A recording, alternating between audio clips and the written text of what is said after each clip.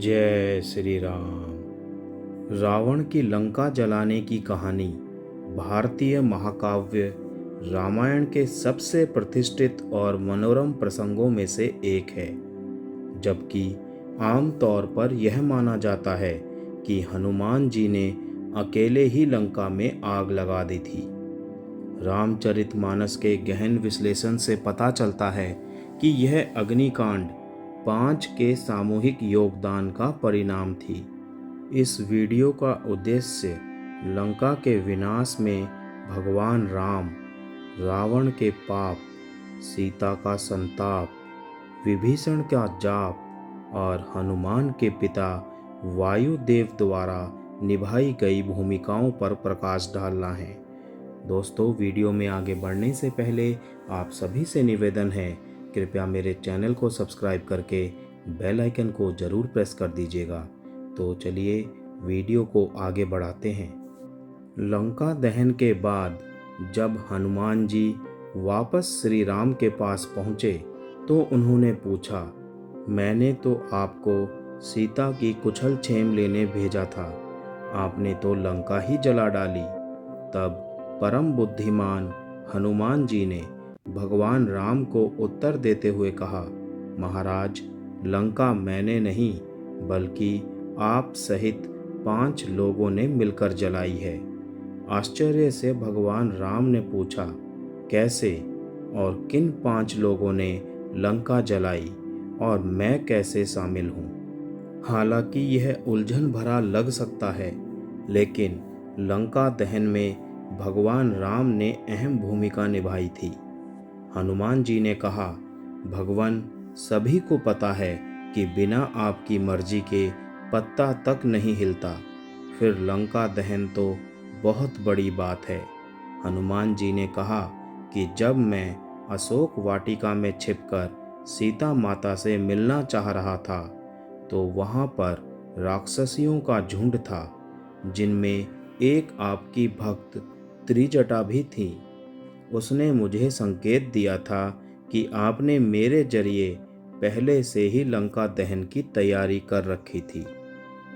लंका का राक्षस राजा रावण अपने अहंकार, दुष्टता और नैतिक मूल्यों के प्रति घोर उपेक्षा के लिए जाना जाता था। सत्ता की उनकी लालसा और सीता की चाहत ने उनके अपहरण जैसे घिनौने कृत्य को अंजाम दिया। अपने शासनकाल के दौरान उसने जो अनगिनत अत्याचार किए, वे पाप कर्म के रूप में एकत्रित हो गए, जो अंततः उसके राज्य के पतन का कारण बने। न्याय के लौकिक संतुलन में उसकी दुर्भावना ने लंका के अपरिहार्य विनाश में योगदान दिया। पवित्रता और सदाचार की प्रतीक सीता ने लंका में कैद के दौरान अत्यधिक पीड़ा सहन की। उनकी पीड़ा और क्रोध हालांकि उचित था।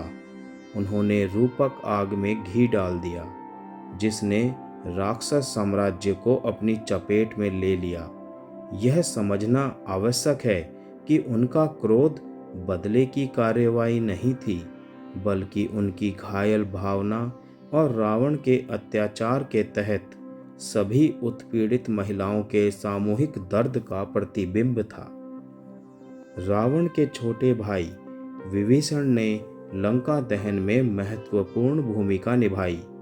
धर्म के प्रति उनकी अटूट निष्ठा ने उन्हें रावण के शिविर में अलग होने और भगवान राम की शरण लेने के लिए प्रेरित किया।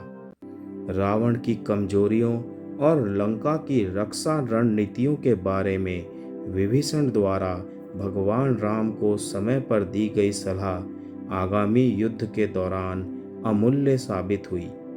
उनकी अंतर्दृष्टि ने राम की विजय और लंका के अंतिम विनाश का मार्ग प्रशस्त किया। भगवान राम के भक्त हनुमान ने लंका में सीता के ठिकाने की खोज में महत्वपूर्ण भूमिका निभाई थी।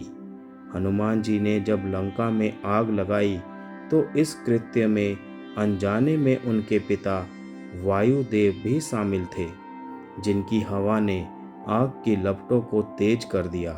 और लंका को पूरी तरह से तबाह कर दिया। लंका का दहन केवल हनुमान के कार्यों का परिणाम नहीं था, यह एक सामूहिक प्रयास था जो लौकिक कर्म और दैवीय हस्तक्षेप से जुड़ा हुआ था। भगवान राम का धर्म का पालन, रावण का पापी स्वभाव, सीता माता की व्यथित आत्मा, विभीषण की सलाह और हनुमान जी के पिता वायुदेव की अनजाने में भागीदारी, सभी ने लंका के विनाश के भव्य तमाशे में योगदान दिया। रामायण एक गहन रूपक के रूप में कार्य करता है जो मानवीय भावनाओं की जटिलताओं, धार्मिकता के महत्व और कार्यों के परिणामों में मूल्यवान अंतर्दृष्टि प्रदान करता है। लंका को जलाने में इन 5 संस्थाओं की भूमिका को समझने से इस कालातीत महाकाव्य के बारे में हमारी समझ समृद्ध होती है और इतिहास के पाठ्यक्रम को आकार देने में विभिन्न प्राणियों के कार्यों के बीच जटिल संबंधों पर प्रकाश पड़ता है। जय श्री राम।